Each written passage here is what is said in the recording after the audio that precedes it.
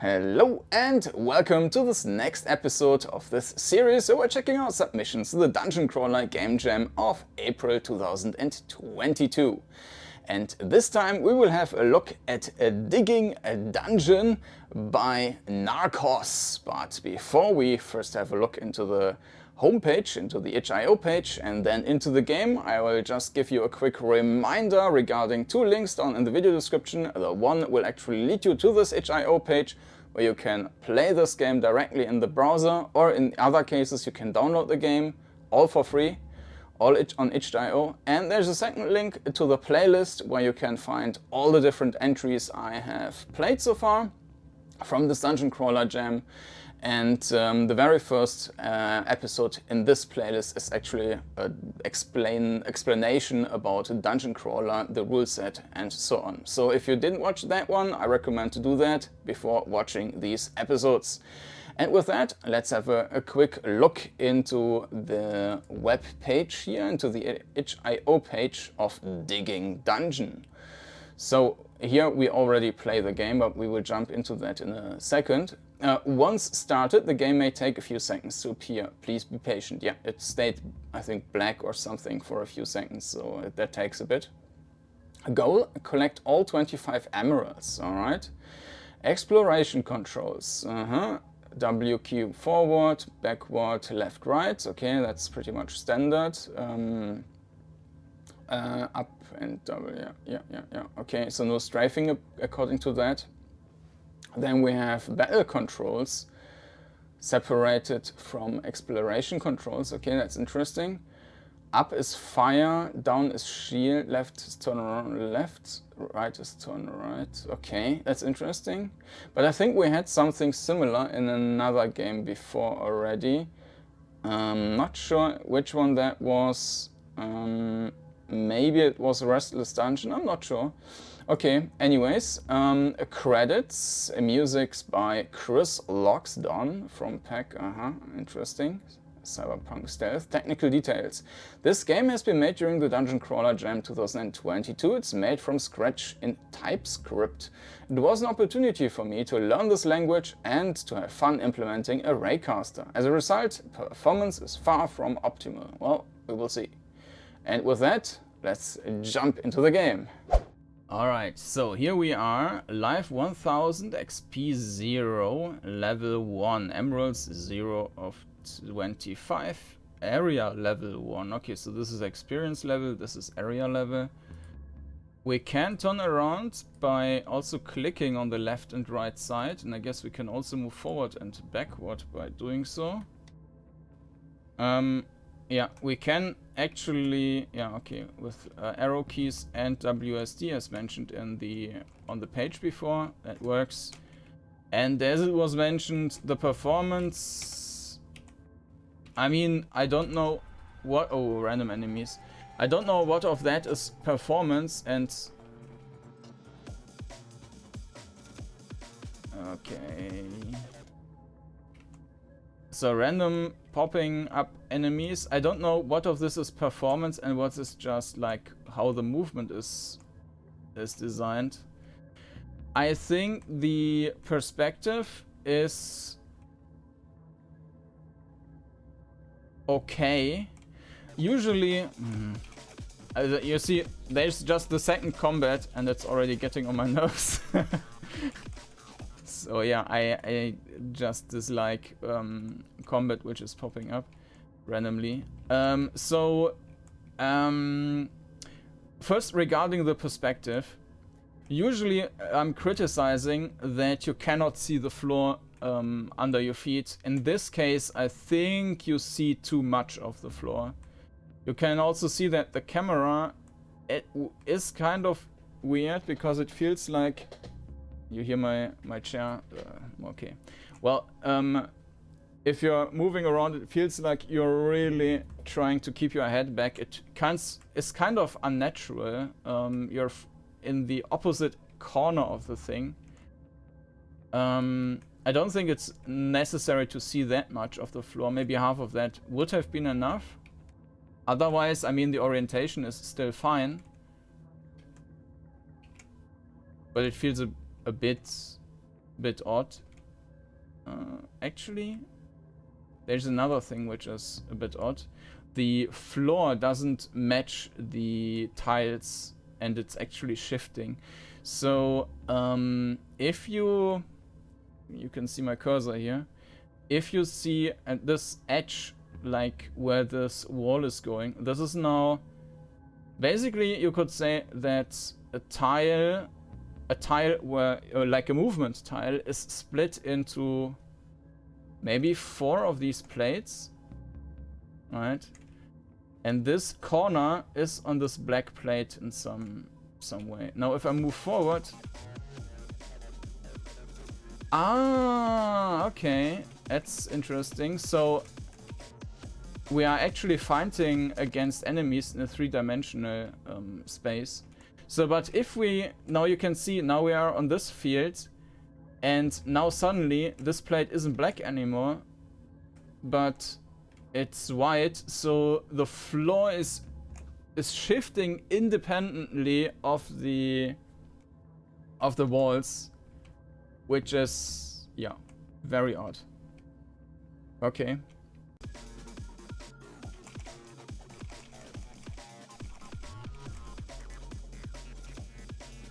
Yeah, so essentially we just need to spam and watch out for red attacks. Red, not rat.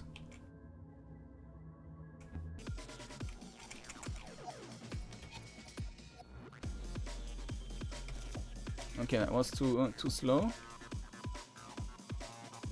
There's also a little bit of green on the left side. Oh, there's objects in the world, and we could actually, like, this thing was deactivated before, and there's now 2 enemies.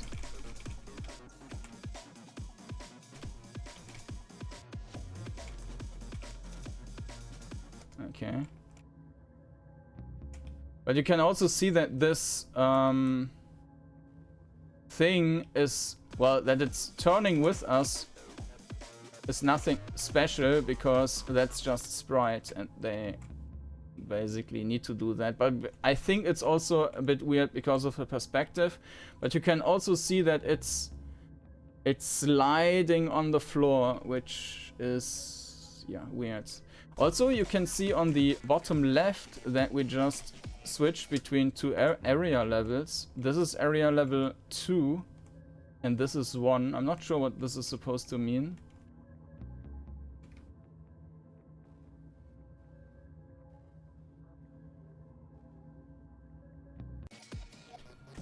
And on level up, it looks like we are regaining stuff. And now we got a shovel.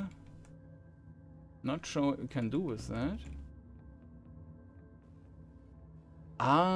Maybe this brownish stuff is actually dirt, which we can remove. Also, what I found weird, interesting, is these small dots. Every time we are shooting, there are some dots also flowing towards the middle. I'm not sure if that's just some side effect. So let's see if we can dig through these walls here. Okay. A bit of a sound effect would have been nice, like. So you can see we are now. It looks like it's directly in front of us, and now we are moving forward, and it's actually moving to the next plates, and that looks super odd.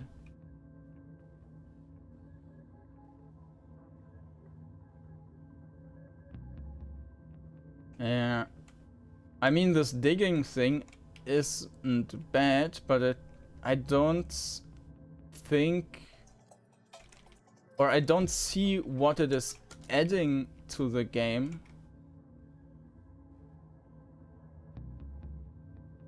Essentially, these are just spaces which are blocked off, but we can just run against them. So, regarding controls, so moving forward and right, that's not doing anything. The movement is far too slow, so you cannot. It's not queuing anything up. However, if we move forward and keep pressing the button, it is making it into a continuous movement, which is nice. But of course, with the turning here,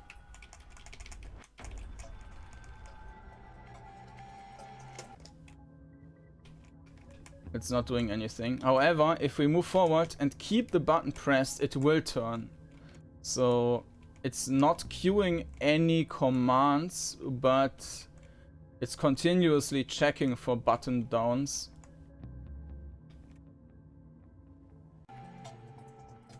Ah, interesting.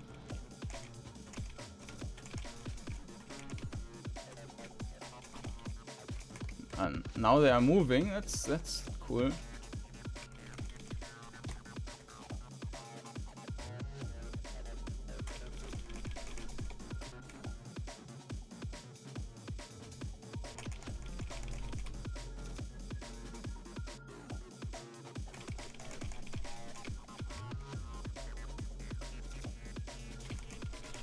Die!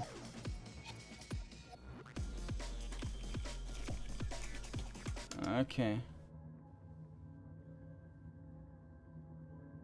Yeah, so moving around in this environment isn't the most fun experience because of the very slow steps and because it's not queuing up anything.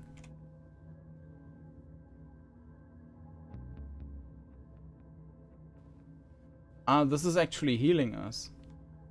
Okay, I thought it would heal up if we level up.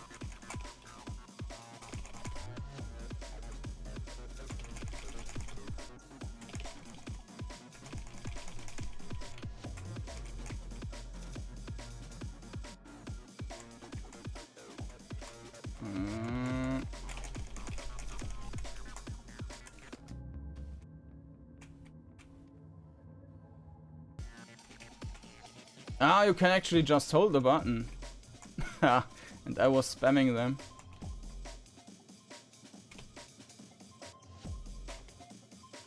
Okay, that makes it much easier.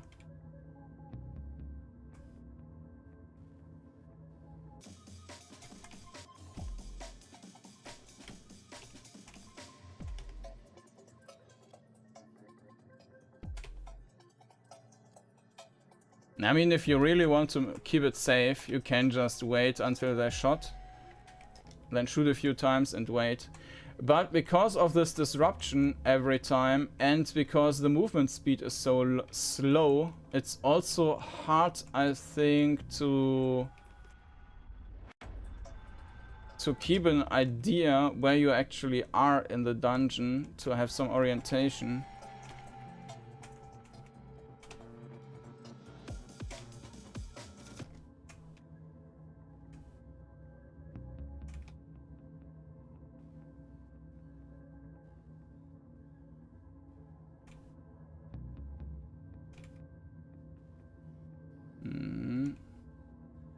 Now I know nothing about this programming language, which was mentioned in the video description, so maybe that's also the only way you can do it in that language. I really can't judge that. All I can judge is like the final result, right?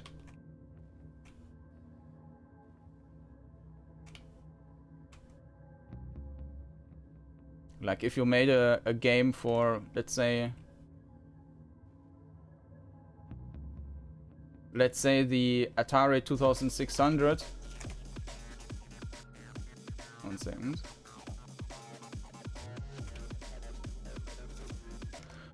Which only has like 4 directions and 1 fire button. You can't really complain about not having more fire buttons because that's what the system is limited to. But still, that doesn't mean that the game is great.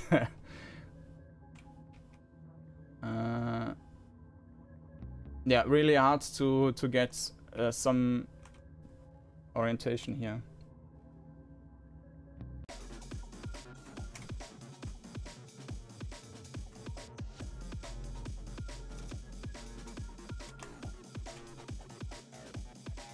So you can see I can keep it safe here.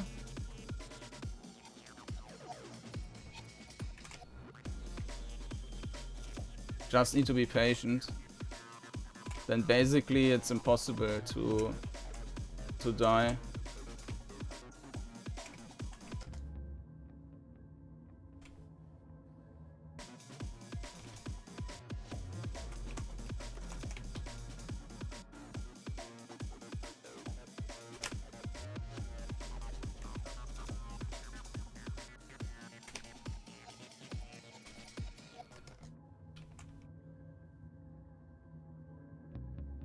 Area level 3.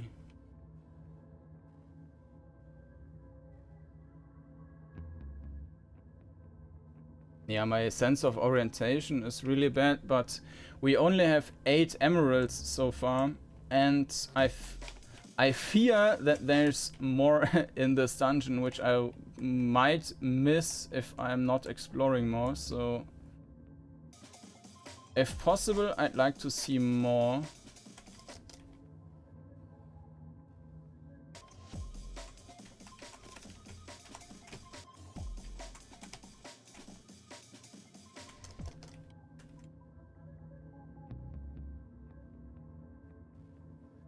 But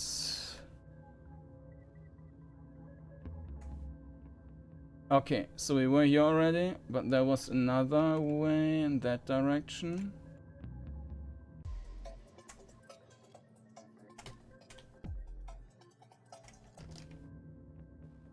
Which is ending here. So there's nothing here. Yeah, of course I could also draw a map, but I don't want to.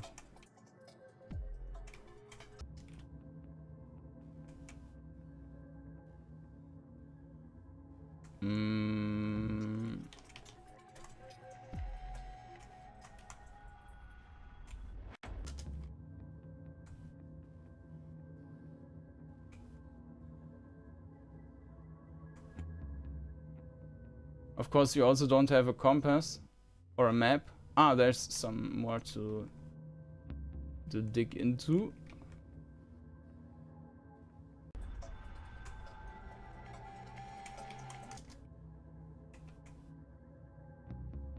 And some here. Don't need that for now.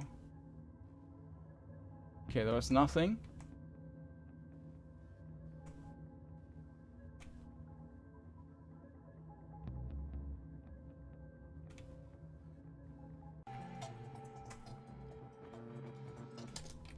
The combat is an interesting idea. I think with some more limitations, this could have worked somehow. I think holding the button makes it too easy. The frequency you can shoot the enemy is too fast, so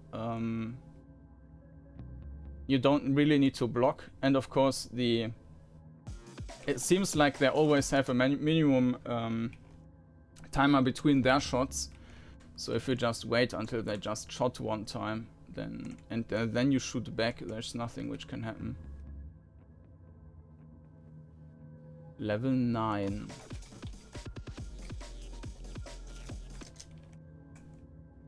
But it seems also that we're doing more damage now with the higher level.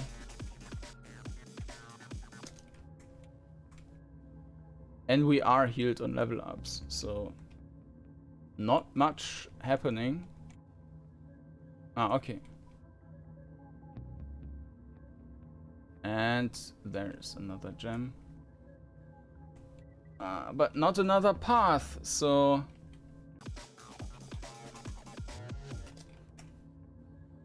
not sure where to go. There was just one room.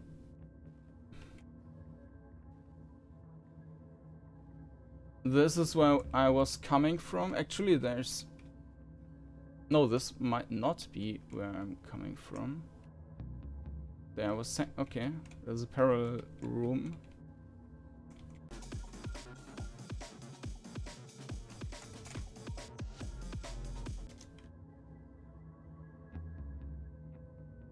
Yeah, I think the digging is not really adding anything to the game besides of maybe some like story thing, but I think it would have been nice if there was some relevant game mechanic tied into that. I don't know. You can do that in various ways. Like, I mean, in the last gem there was one game, Miner's Debt, I think was the name, where you had only limited amount of time and needed to collect as many gems as possible, and you also ran out of like digging material, explosions and so on, so that would be one option. But okay, there's goes further. There are additional paths. Let's kill that one first.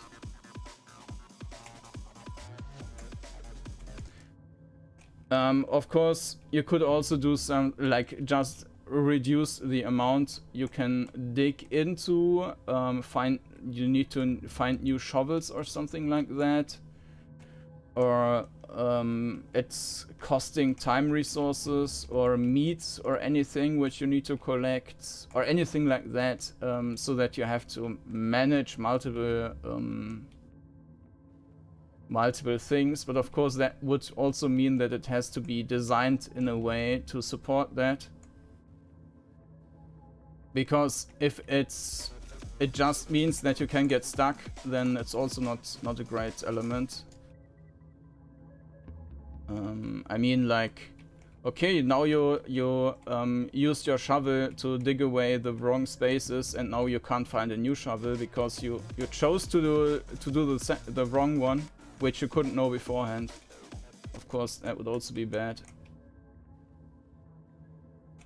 and not really add anything to the game.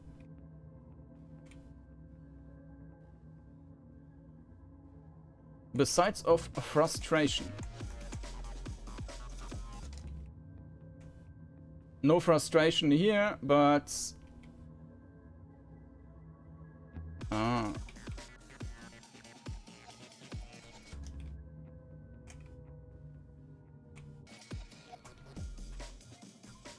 yup.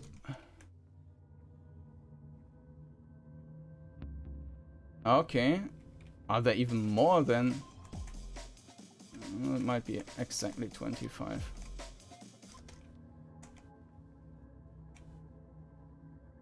No! No! We're missing one! Oh no.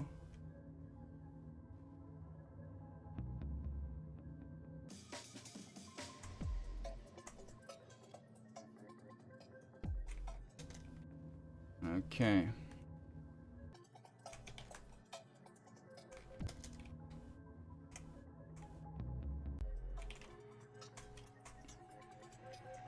But I like the idea, at least, that this, like, the combat is kind of different, that the enemies are basically dancing around you.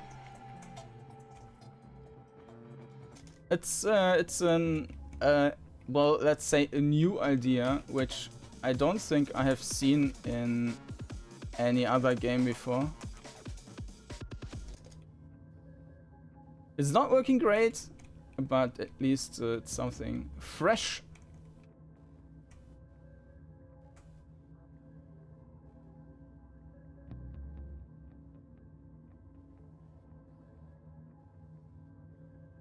Ah, the last gem.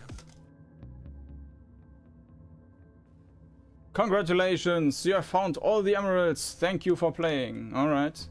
Now I just want to... Yeah, we already won. Go away.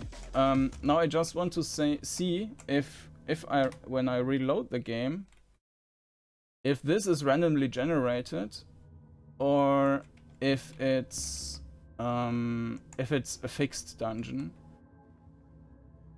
Okay, so there is one room and we get out of that, and to the left we have one tile, and then we go to the right again.